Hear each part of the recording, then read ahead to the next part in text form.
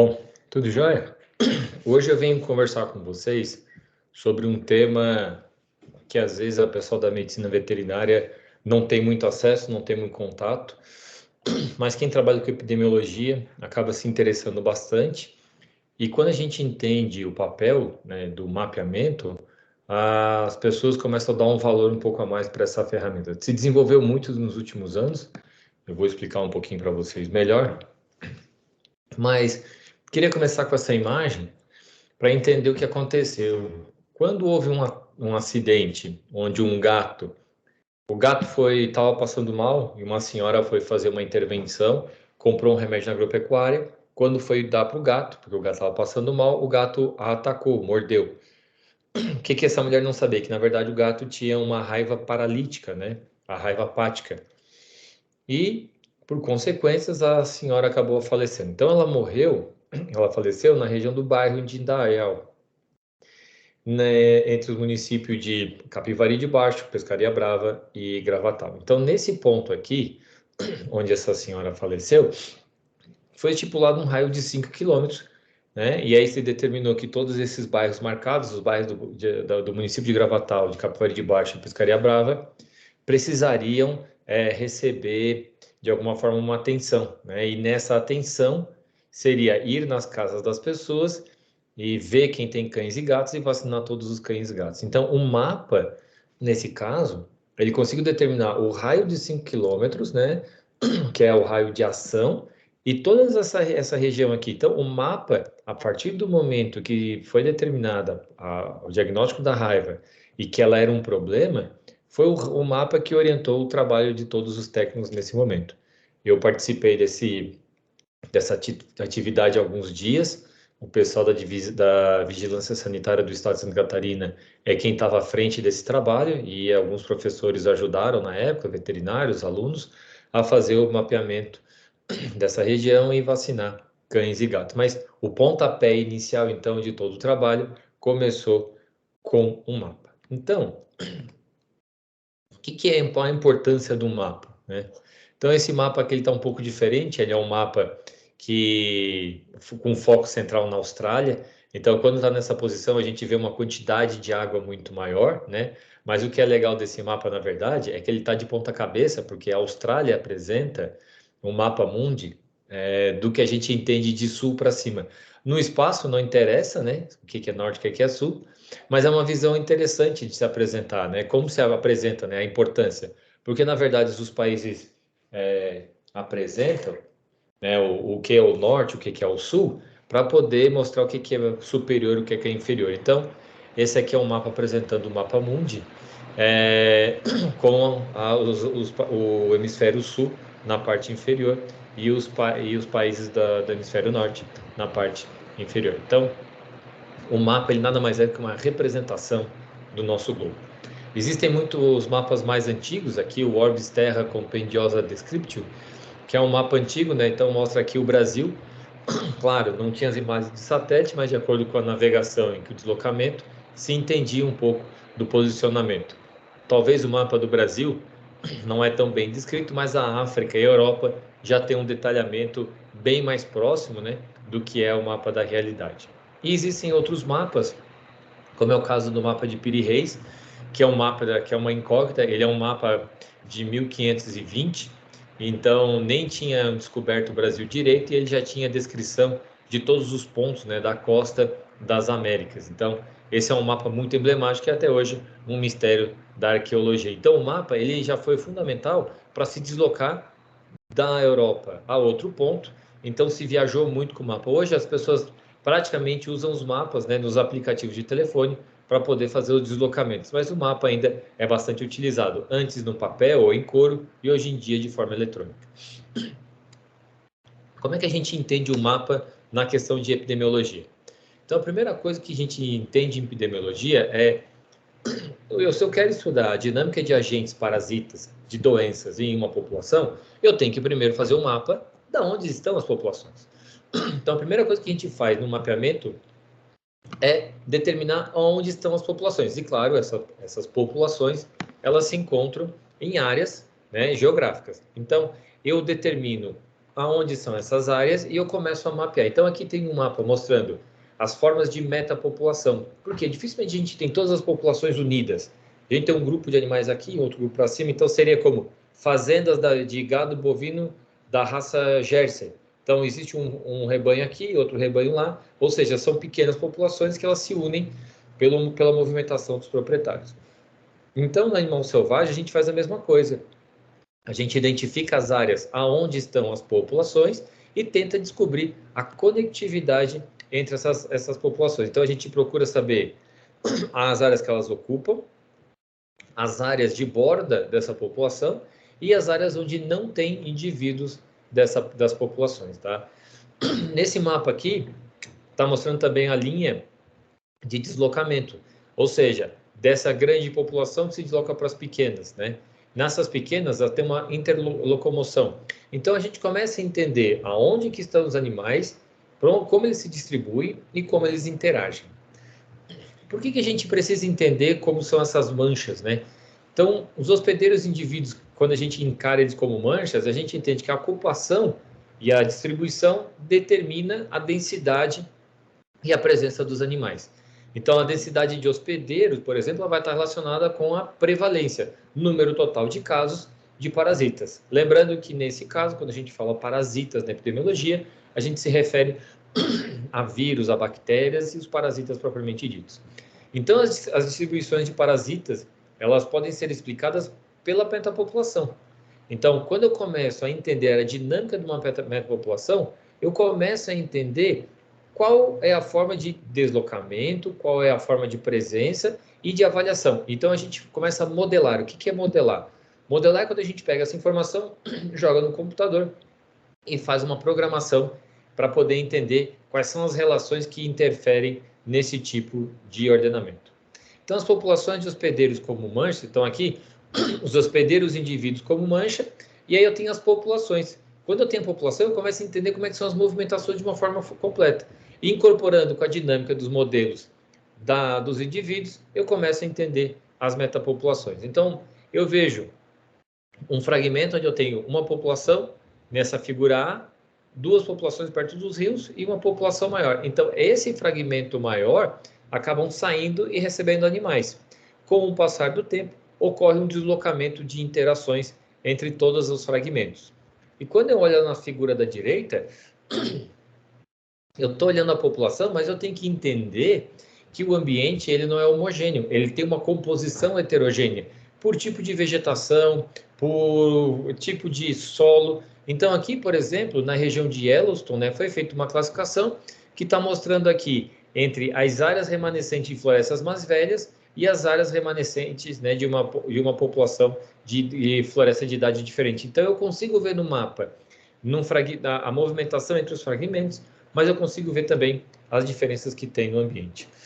Então, com isso, quando eu tenho uma mudança na paisagem, eu vou interferir na população. Com isso, eu tenho uma mudança na dinâmica das populações e isso vai interferir nos indivíduos, logo interfere nas enfermidades. Então, quando eu entendo o ambiente que eu tenho, a distribuição da vegetação, corpos de água, floresta, campo, e eu começo a entender como é que ocorre o deslocamento, eu começo a inferir como é que é a relação do indivíduo com o ambiente e, com isso, da doença com o ambiente. E como é que eu consigo entender isso melhor? Então, por exemplo, ali acima à esquerda foi uma área que foi queimada no parque de Yellowstone, então eu consigo já entender a dinâmica do ambiente, e quando eu vejo as manchas de fogo, né, que são vistas aqui, eu começo a entender que pode ter ocorrido uma dinâmica diferente na distribuição dos animais. O mesmo ocorre nessa imagem da direita, quando ocorre o alagamento, né, de uma região de uma hidrelétrica, formando um lago. E esse alagamento ele acaba interferindo diretamente na distribuição das populações. Então eu entendo como é que o incêndio interfere, como é que o alagamento interfere nas dinâmicas.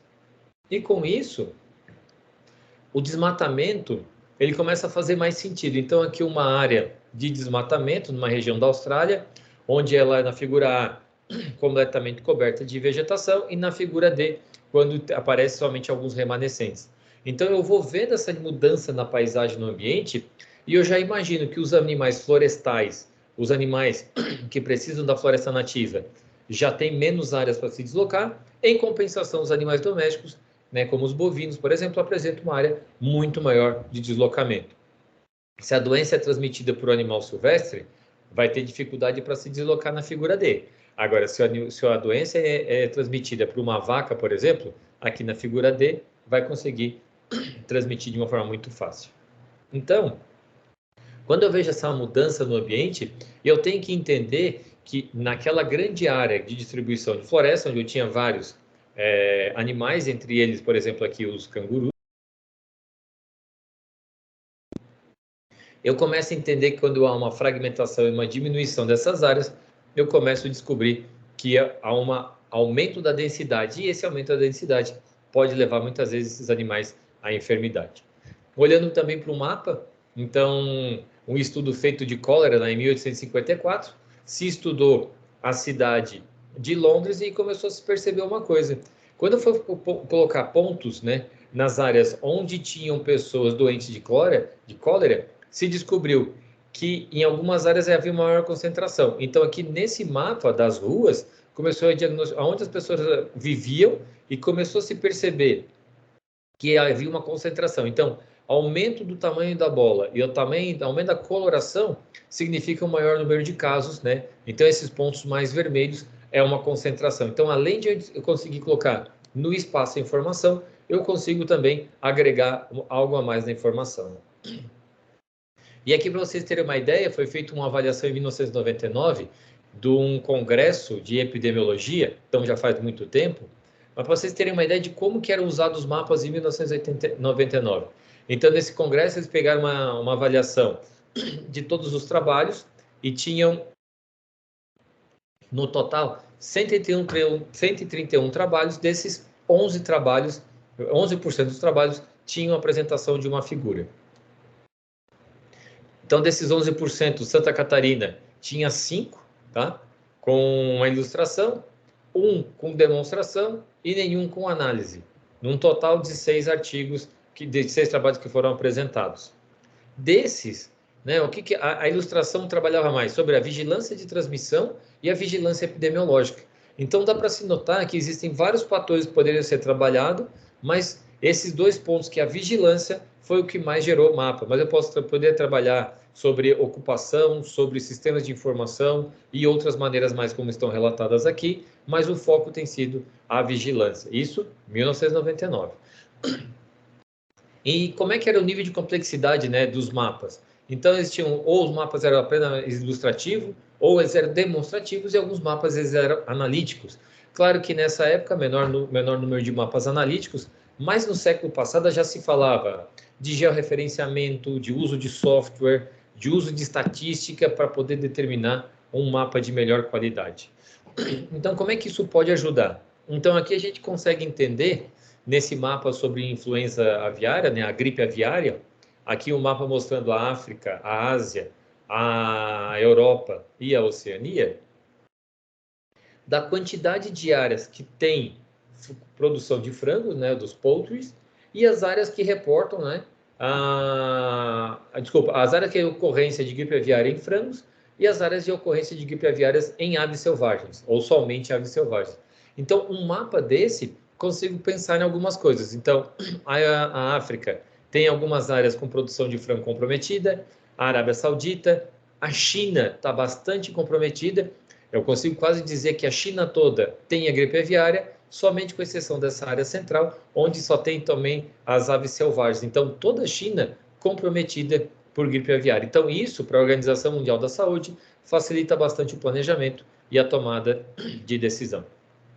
Nesse mapa aqui do Brasil, a gente está mostrando o risco de transmissão de malária, né, de adquirir malária, e esse mapa consegue mostrar que existe uma concentração na região norte do Brasil, né, alguns casos no Nordeste, no Centro-Oeste, alguma coisa no Sudeste, Espírito Santo, Rio de Janeiro e São Paulo, nenhuma área na região Sul, mas já mostra que a região Norte ela é uma região com maior risco, né? E é mesmo assim, a região de alto risco são alguns pontos somente na região norte. Então, esse mapa, ele ajuda bastante a uma tomada de decisão. Se eu tivesse que fazer hoje um trabalho para evitar o risco de malária nas pessoas, eu faria um trabalho concentrado na região norte do Brasil.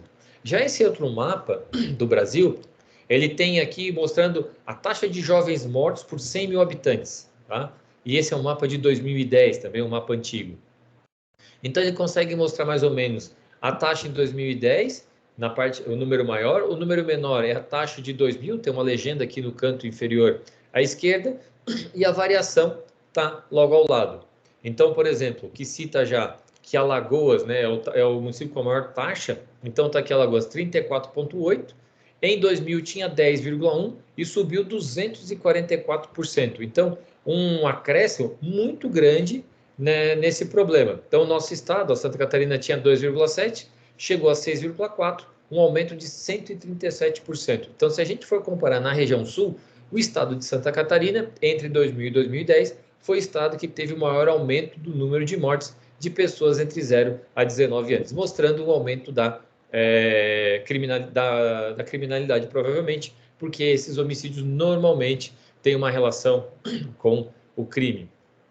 Então, isso pode ajudar a um serviço de política pública a fazer uma implementação, a mudar. Em compensação, olha aqui São Paulo, tinha 22,3% e passou para 5,4%, teve um decréscimo de 75%. O Rio de Janeiro também teve um decréscimo. Ou seja, esses valores começam a nos mostrar como atingir. Então, Santa Catarina tem de 0 a menos de 10 mortos, né? O alaranjado mais escuro um pouco de 10 a 14, o rosa de 15 a 20 e o vermelho, o Bordeaux, mais de 20 homicídios para cada 100 mil habitantes. Esse outro mapa aqui, ele já vem mostrando uma informação diferente. Então, ele já vem ter uma parte explicativa, mostrando sobre que não se pega água pela comida, não se pega água por animais, se vai se contaminar com a dengue através do contato com o mosquito, né? Não há contágio direto de pessoa a pessoa, é necessário o mosquito, então essa é a primeira preocupação. Em contrapartida, já mostra aqui quais os estados do Brasil que têm o maior risco de transmissão, né? Então, mostrando aqui, Santa Catarina não havia nesse momento, na confecção do mapa, um risco de transmissão e mostrando o impacto todo no Brasil. Então, esse mapa, ele, além do mapa propriamente dito, ele tem todo um cenário ilustrativo que facilita a compreensão. Então, o mapeamento ele tem várias formas de apresentar e com diversas funções. Como é que pode ser o mapa? Ou ele é qualitativo, ele dá uma qualidade da informação, ou ele é quantitativo. Então, o que é qualidade? Tem, não tem. Quantidade. Quantos indivíduos existem na região? Ou quantos casos existem naquele local? Então, quais são as bases de mapas? Eu tenho a base geográfica de forma da região ou país, ou eu tenho a base demográfica, que representa o tamanho da população-alvo. Então, eu posso fazer um mapa focando na geografia, ou eu posso fazer um mapa baseado na quantidade de indivíduos da população com a qual eu estou trabalhando, seja humana, seja animal. Então, esse mapa aqui, ele mostra várias coisas. Então, ele vai estar mostrando primeiro o Brasil inteiro. Aí tem o arco de desmatamento, que é essa área verde, que por coincidência eu trabalho nessa região aqui, tá? A variação máxima da taxa de masculinos, então a quantidade de pessoas do sexo masculino, que é a bola amarela, que é a mancha amarela, desculpa. A bola amarela, ela mostra a quantidade de assassinatos ligados a conflitos rurais. Então, quanto maior a bola, maior a quantidade de assassinatos. Enquanto que o rosa é a taxa máxima de progressão da produção de soja. Então, eles fizeram um entendimento da relação do aumento da soja com a morte de pessoas na região rural. Então, onde aumentou muito a soja, basicamente menores taxas. Então, eles estão tentando explicar, e isso fazendo uma correlação com a quantidade de pessoas na área rural também. Então, essa ideia é para poder trazer num mapa desse uma série de informações para ser autoexplicativo. Já o que esse mapa mostra? Ele mostra o adensamento de pessoas no Brasil. Então, foi um trabalho feito por municípios, de acordo com o IBGE, e foi mostrando a concentração. Então, a gente pode ver que do Brasil inteiro, a gente tem uma alta concentração, principalmente no litoral, passando aqui, ó, por Minas Gerais, São Paulo, Paraná, Santa Catarina e Rio Grande do Sul, ou seja, região sudeste, essa região da Bahia aqui, então todos esses estados mais povoados, com a maior densidade, e concentrando principalmente no Nordeste, na região litorânea. Aqui nessa região tem a ver relacionado também com Manaus, uma grande quantidade de pessoas, na região de Brasília, na região de Cuiabá e na região de Campo Grande, ou seja, as capitais com uma maior concentração de pessoas. Então, num mapa desse, o que eu espero? Se eu tivesse um problema, por exemplo, com o Covid, adianta eu ter uma grande atividade na região norte, na região centro-oeste, de transmissão direta? Não, o meu trabalho maior seria nessa parte da população, nessa parte do país onde a população é mais densa. Eu faria um trabalho no Brasil inteiro, como foi feito? Faria, mas a maior densidade, com o maior risco de transmissão, nesse caso, tem que se concentrar nessa área do mapa. Então, o que é um mapa baseado, né, de base geográfica? É um mapa convencional. Então, ele pode ser um mapa de ponto, né, que é um ponto no mapa, ele é qualitativo.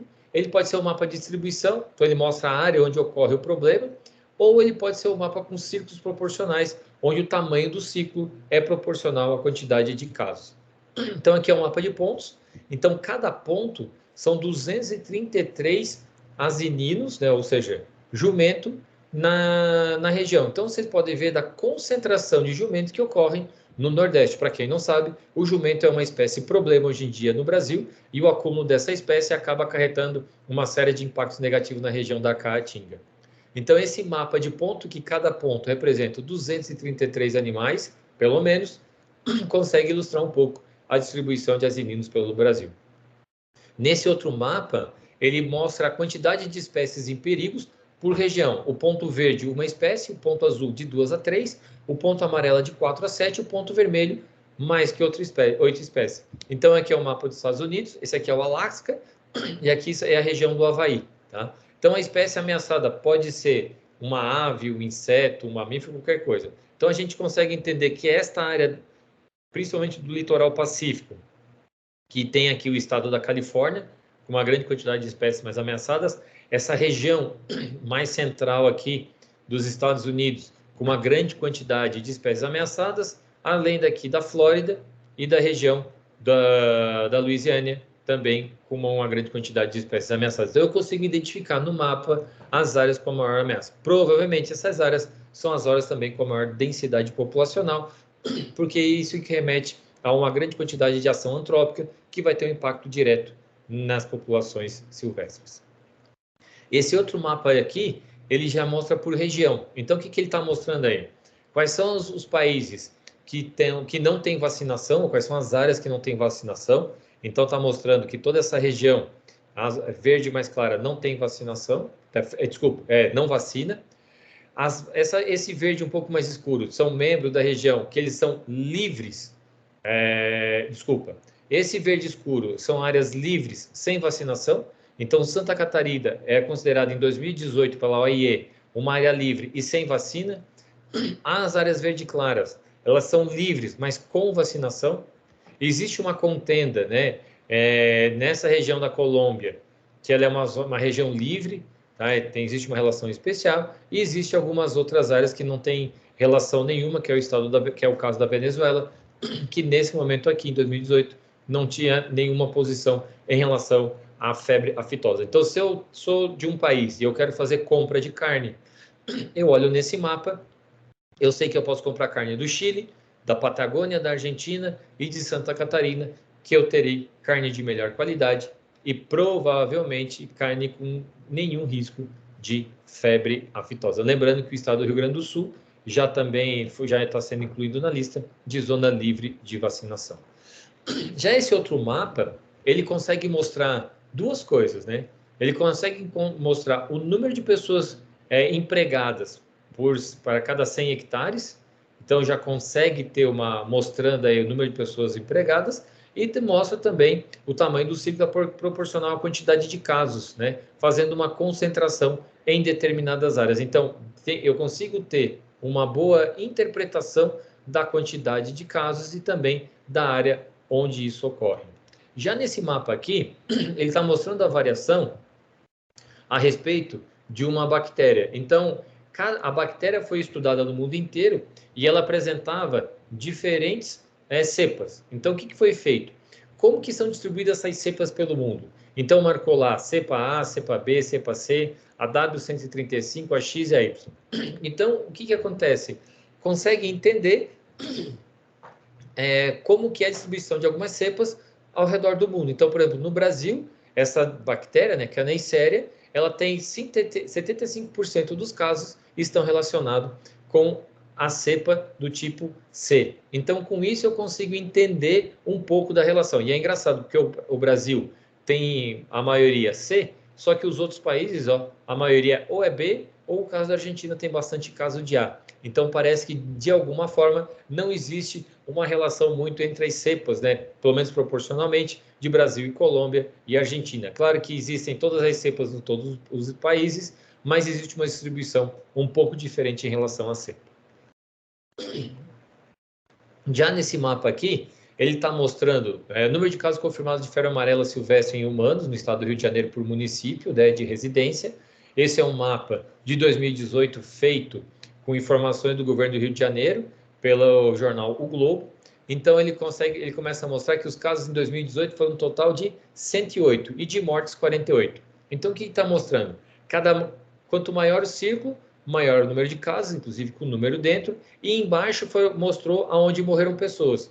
3 óbitos, 2 óbitos, então, Sumidouro 2 óbitos, Teresópolis 4, Angra dos Reis 11. Então, eu consigo ver os municípios com caso de febre amarela silvestre em humanos e os municípios com casos com número de óbitos também. Então, mostrando aqui, por exemplo, que a Angra dos Reis teve a maior quantidade de mortes, seguida de casos, seguido de Valença e de Teresópolis. Apesar de ter muito mais casos em Valença, o número de óbitos em Valença e Teresópolis foi o mesmo, tá? Então, é um mapa bastante explicativo. Nesse mapa aqui, a gente chama de mapa coloriplético. Ele é quantitativo, só que ele obedece uma fronteira artificial. O que é um mapa quantitativo?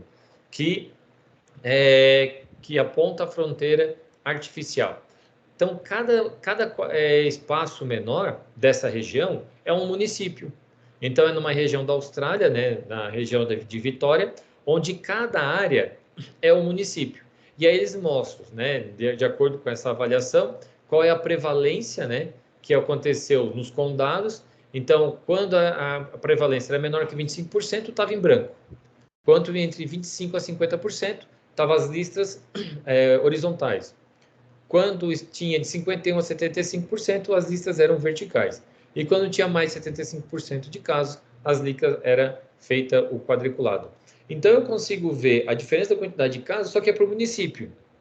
Olha que engraçado, tudo aqui em volta ó, é longitude transversal, desculpa, e só nesse meio aqui é que é quadriculado. Então, tudo aqui ó, é entre 51% e 75%, isso aqui. Mas o limite, ele é um limite do município, ou seja, é uma borda, uma fronteira artificial.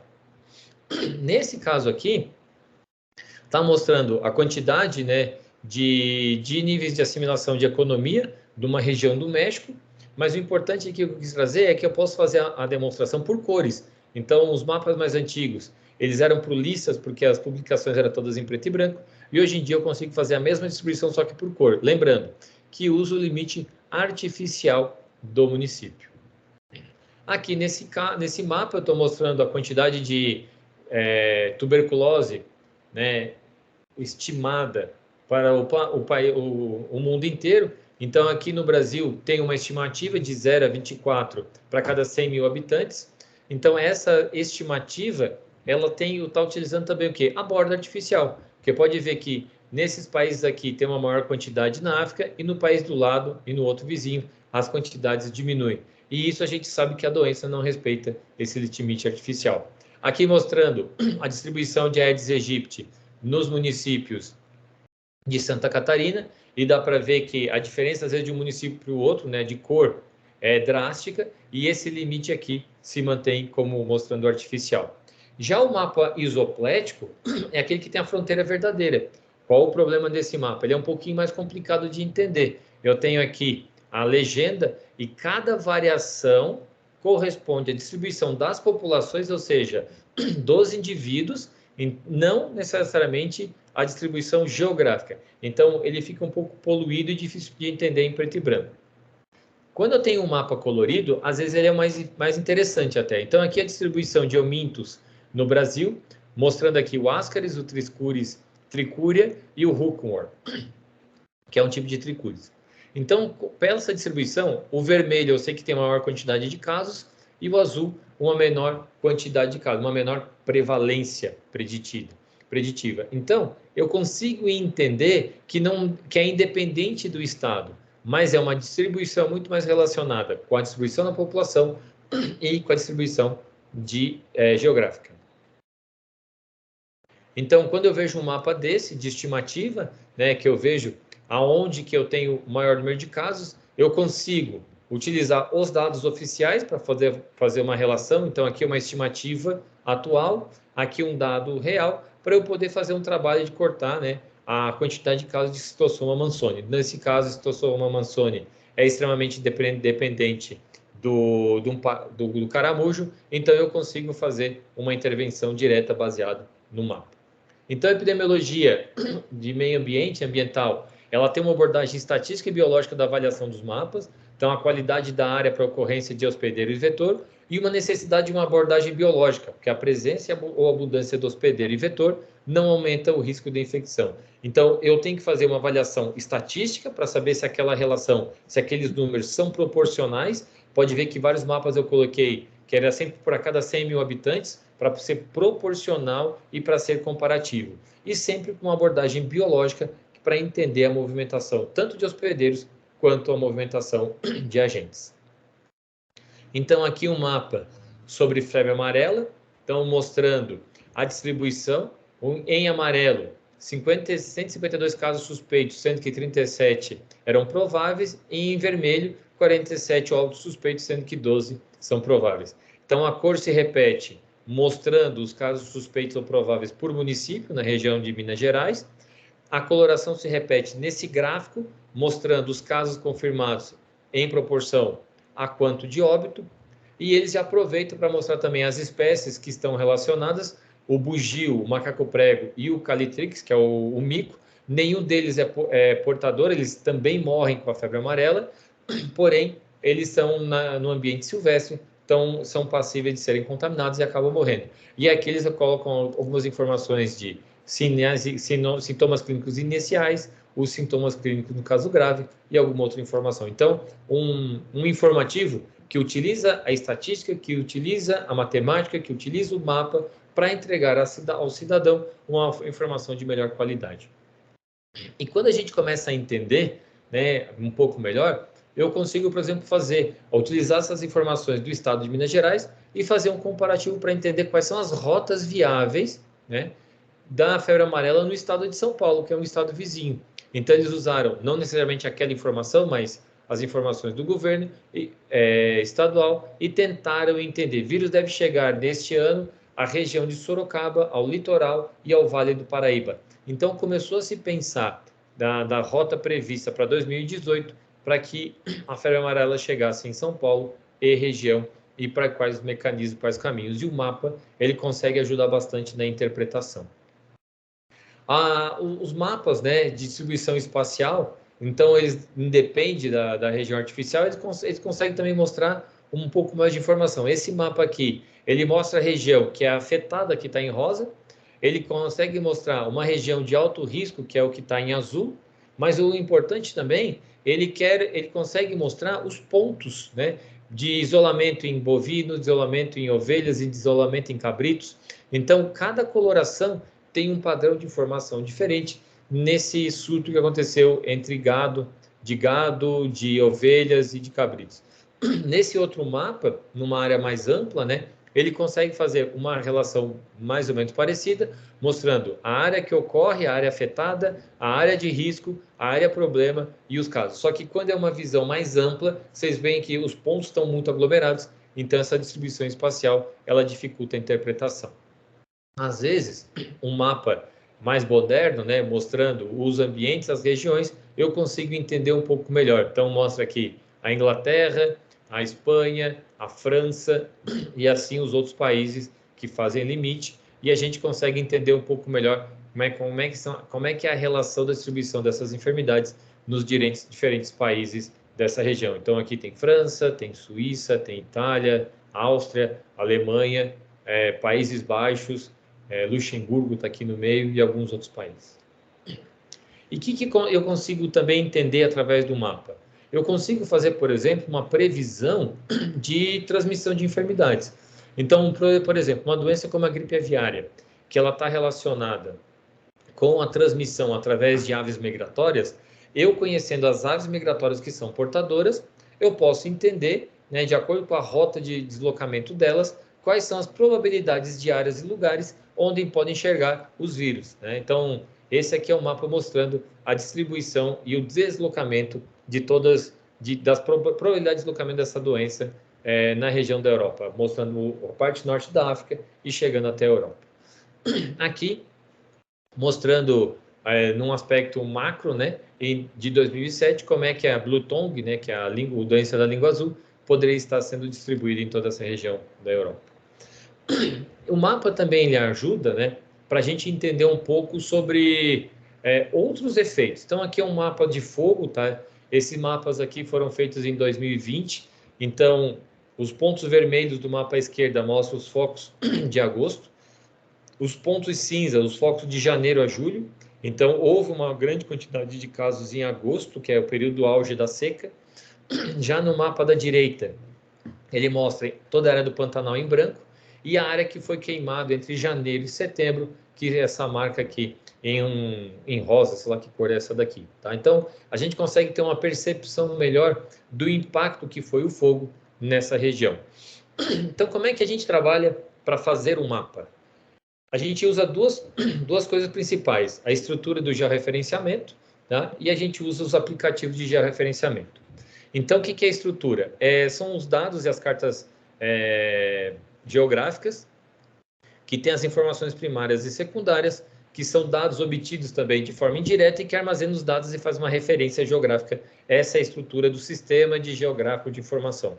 Qual a aplicação? Fazer um mapa, né, fazer uma análise de vizinhança, gerar zonas tampões, fazer uma análise de sobreposição, as análises de rede, principalmente a modelagem tridimensional. Então, o que é esse georreferenciamento?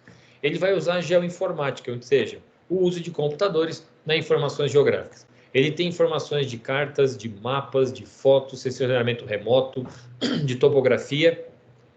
Pega o geoprocessamento, ou seja, o processamento desses mapas, junta num sistema de informação e cria mapas. Então, como é que funciona? Eu tenho o mundo real. Só que o mundo real ele tem que ser interpretado em informações. Então, eu vou lá e descrevo altitude, pluviosidade, distância em relação à cidade, transformo isso em dados. Os dados serão analisados, vão gerar um produto e eu tenho uma tomada de decisão que vai decidir o meu mundo real. Então, como é que eu tenho uma coordenada geográfica? Vocês têm um telefone na mão, se vocês abrirem o GPS do telefone de vocês, ele vai se conectar com 3 satélites que estão em volta do planeta, pelo menos, e esses satélites eles se comunicam com o telefone. O cálculo da distância que o telefone está do satélite e que cada satélite está em relação a outro, determina o ponto geográfico que aquele telefone está no planeta. Então, isso a gente chama de triangulação.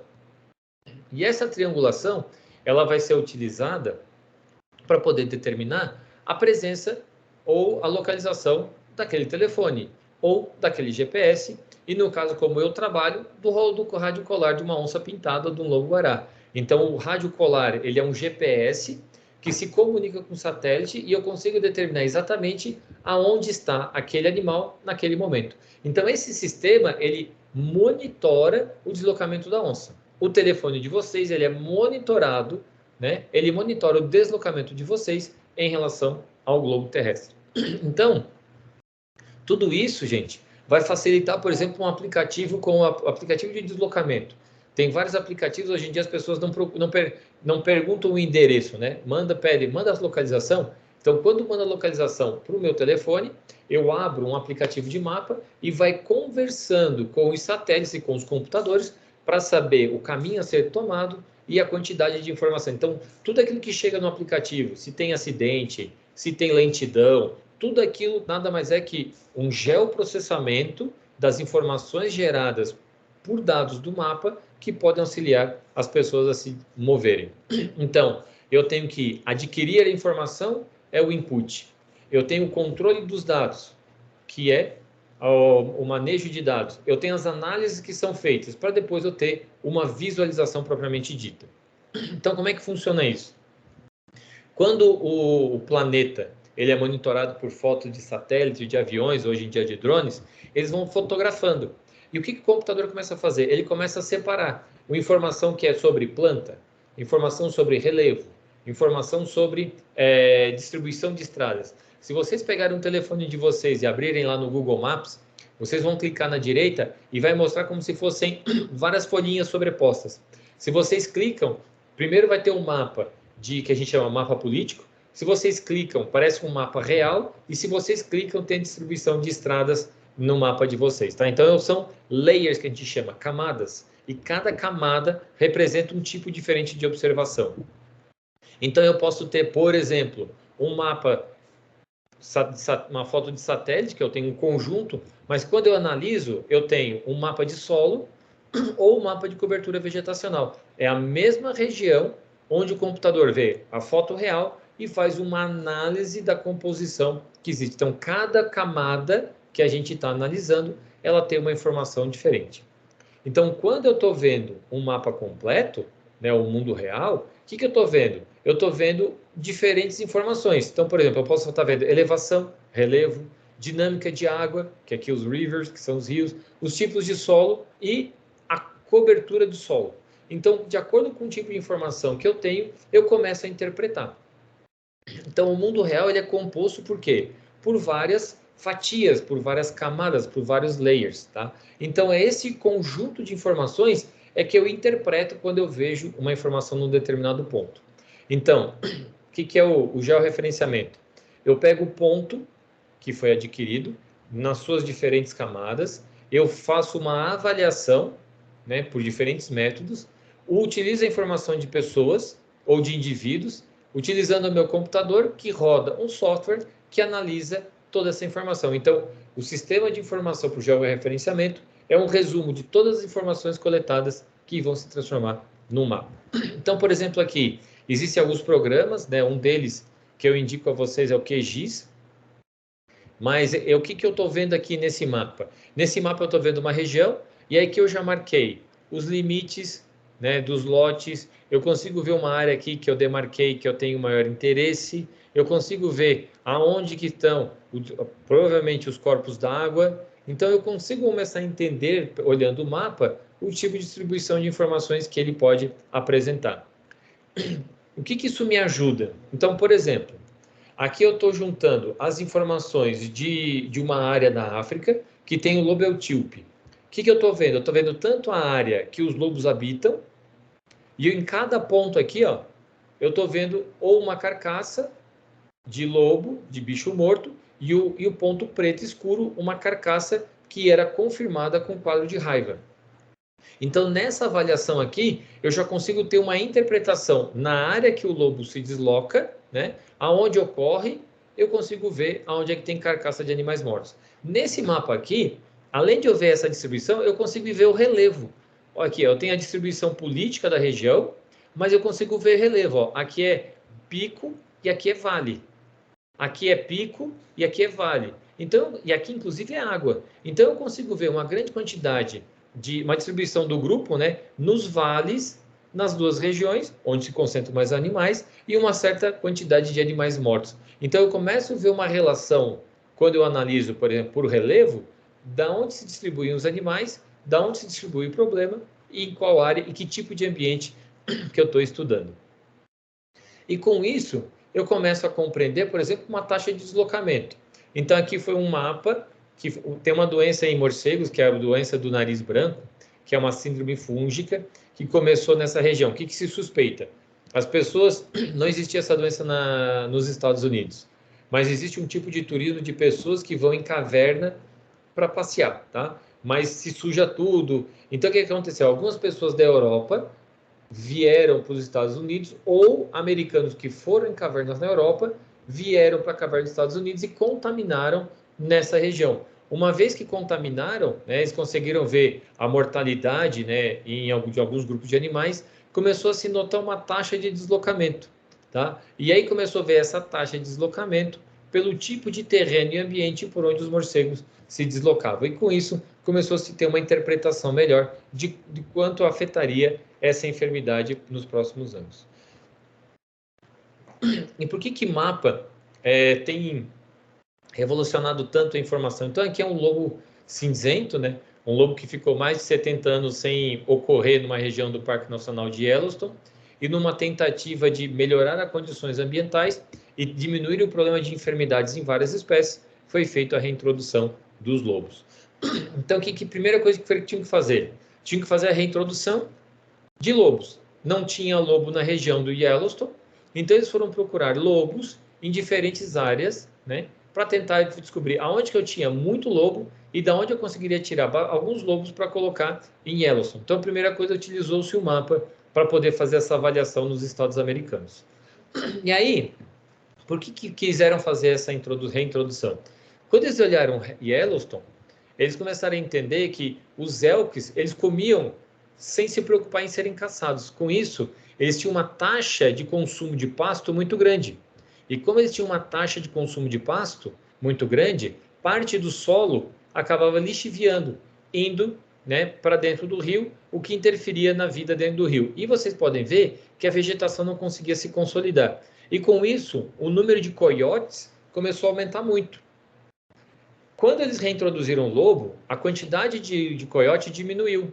O coiote parou de ameaçar tanto a raposa, mas principalmente o castor. Quando o lobo começou a atacar o elk ele começou a se preocupar, comer rápido e sair. Com isso, a vegetação conseguiu se reestruturar. Como não tinha tanto coiote, os castores começaram a voltar. Eles fazem barricada nos rios, que controlam o fluxo de água. A vegetação na beira do rio não deixou ter lixiviação, e com isso a vida voltou com melhor qualidade no ambiente, transformando-se num ambiente muito mais saudável. Os elks não foram extintos, eles diminuíram a população e começaram a ir para áreas mais adequadas para eles. Então, quando foi fazer o estudo, né, se entendeu a dinâmica do Parque de Yellowstone. Aqui é um outro grande parque, né, o Parque Nacional de Grand Teton, que é bem próximo, né, próximo da cidade de Jackson. Então, eles começaram a entender a dinâmica dentre essas duas áreas, comparando com toda essa região aqui. E aqui, mostrando, né, que dessa região, o pessoal lá de Yellowstone, ele consegue identificar aonde ocorrem as espécies, aonde tem os geysers. Então, toda a informação do parque eu tenho na mão através desse mapa. Então, essa área é mapeada há muitos anos, tá? Então, aqui mostrando toda a região de Yellowstone há dezenas de anos atrás, mostrando tudo que tinha no parque, e hoje em dia no computador, se vocês abrirem o telefone de vocês, vocês vão ter muito mais informações, desde as rodovias que passam perto, o local que tem água. Então aqui o lago está sendo marcado aqui também, então eu consigo ter uma informação de melhor qualidade, só melhorou a forma de apresentação. Então, a partir do momento que eu reintroduzi o lobo, eu aumentei a pressão na presa, que mudou a pressão nas plantas, e isso desencadeou uma série de respostas, né, que a gente já discutiu na relação de cadeia trófica, que acabou auxiliando na estabilização e melhora da região. Com isso, começou a se monitorar uma série de grupos de animais e começou a se entender toda a dinâmica de deslocamento dos grupos de lobos nessa região. Então, começou a observar que os lobos eles tinham uma área que eles se localizavam, e aí com isso reestabeleceu a população de animais de lobos selvagens nessa região. Eu faço um estudo parecido, aqui é um mapa mostrando no Parque Nacional da Serra da Canastra, uma área de monitoramento de lobo-guará, onde cada ponto representa um lobo num horário, tá? E os pontos são recolhidos no intervalo de 1 hora.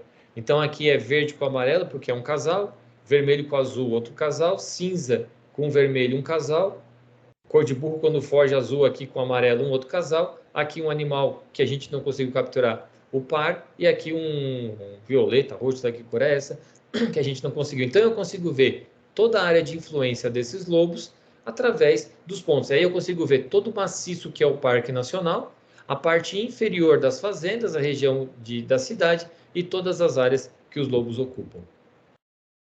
Aqui é um outro mapa mostrando a taxa de deslocamento, né, de alguns animais, mostrando que os animais acabam ocupando uma área sem que haja muita sobreposição. Então, existem áreas limites, né, nessa região de estudo, onde mostram onde os animais se distribuem. E com isso, eu consigo ter um melhor entendimento, uma melhor interpretação dos grupos. Então, aqui são grupos de lobos, eu consigo entender as áreas cores, né, a área de maior ocorrência de cada grupo, mas toda a área que eles têm uma determinada influência. Aqui há quase que uma sobreposição um pouco maior entre os grupos, e aqui não há nenhuma sobreposição, mostrando a distribuição de onde ocorre.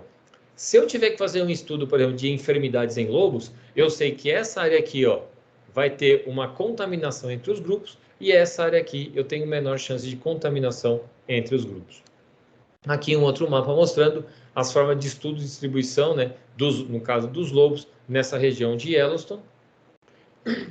E o que eu queria mostrar também para vocês, quem tiver interesse, vocês podem entrar em alguns sites para poder conhecer um pouco. Então, esse site aqui chama-se Map Biomas, ele tem informações dos últimos 30 anos a respeito de todo o Brasil. É um mapa muito legal, eu já usei nos meus trabalhos. Eu consigo ver tanto taxa de desmatamento como outros itens. Vocês só tem que clicar aqui embaixo à esquerda, ó, e tentar mostrar o que vocês estão buscando. Tá? Então, ele tem uma concentração muito grande, aqui um detalhamento maior, ó, do nosso estado. Né? Eu posso marcar cobertura de vegetação, a influência agropecuária, área de vegetação nativa. Eu consigo ter um mapeamento de acordo com o que eu clicar aqui na minha barra esquerda. Um outro aplicativo interessante é o Google Earth, né, que é o Google Terra. Vocês conseguem baixar no computador ou baixar no telefone. É uma forma diferente de ver o planeta. Então, aqui um mapa político do Brasil e aqui um mapa, né, mostrando a distribuição de vegetação no Brasil, como em toda a América do Sul. E aqui uma área um pouco mais aproximada, mostrando a região do Pantanal. Marca-se uma trilha, tem alguns pontos marcados e eu consigo ver, inclusive, uma série de informações no Google Earth. Existe um tipo de arquivo chamado KMZ, com o qual a gente trabalha, ele está marcando aqui. O que é esse KMZ? Esse KMZ é um tipo de arquivo que, quando eu baixo no meu computador, eu consigo ler através desse aplicativo. O Google Maps também ele pode ter um outro tipo de apresentação, que é essa... desculpa, o Google Maps ele tem uma outra apresentação, que é um pouco diferente do Google Earth, que é uma apresentação um pouco mais clássica, né? E eu consigo fazer uma observação, uma navegação, mas eu consigo, mesmo no Google Maps, mudar um pouquinho e ter um aspecto como se fosse do Google Earth, tá? Então, aqui uma distribuição em toda a região de Santa Catarina e aqui na América do Sul, inclusive com informação do Paraguai, da Argentina, Rio Grande do Sul, mostrando um pouco da distribuição no mapa. Aqui também é bacana, ó, que eu consigo ver a plataforma continental e as áreas mais profundas do oceano no nosso litoral. Então, é bem bacana acompanhar os mapas nesses aplicativos. Então, os mapas acabam sendo bastante ilustrativos, eles acabam carregando bastante informação, aqui mostrando os mapas de cólera, que era uma doença para já ter sido extinta do planeta, e mesmo assim a gente apresenta uma grande quantidade de casos, mostrando inclusive os lugares onde tem a cólera de forma local, né? E os países com ponto preto, mostrando os lugares que importaram casos de cólera, que é o caso do Brasil, um mapa feito entre 2004 e 2007. Então, gente, isso é super tranquilo. E um outro detalhe, quem tiver interesse, tá? Hoje em dia o Excel também consegue fazer mapa. Então, esse tipo de mapa aqui, ó, com mapa político, mudando de cor, como está aqui, dá-se para fazer no Excel. E eu indico sempre, quando for possível, fazer um artigo científico, quem puder fazer um mapa, ajuda bastante na interpretação, tá certo? Então, eu vou ficando por aqui e um grande abraço.